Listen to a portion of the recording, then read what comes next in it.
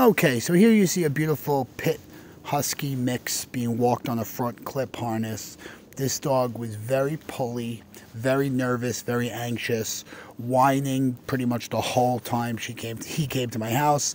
He's scanning. If you notice his head here, he's constantly looking and on alert for things to possibly lunge at or bark at. There is no direction here from the owner. The dog obviously sees itself as in control here.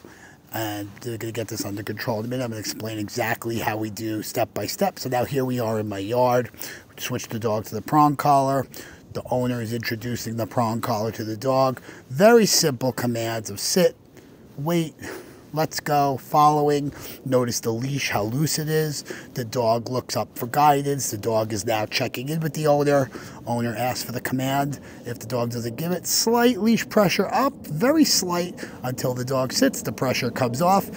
Let's go, releases the dog to walk. Notice following, no longer trying to lead. This is after about 15-20 minutes of being introduced to the prong collar. Place command, dog goes on that. The dog absolutely gave me a very hard time going on that the first time.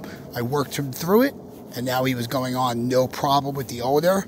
Doing excellent here, looking up for guidance, just learning to be calm in his own skin here, not needing to scan anymore. Now here I'm demonstrating the walk in the street with the prong collar for the first time, in the same spot where the dog was totally out of tune with the owner, teaching the dog very light leash pressure. This dog was very sensitive to collar, but in a good way. What you're not seeing in the video also, because I'm doing a voiceover, the dog stopped whining for the first time. Fixating on a person, slight leash pressure, redirecting the dog in the other direction, and then look, practicing the waits. Let's go and wait, asking for a sit. Dog looking up at me for guidance. Great job here. And as you can see, this dog is learning to walk on a leash in one session. I always tell my clients, you'll be able to walk your dog after one session with me as long as you keep practicing these skills.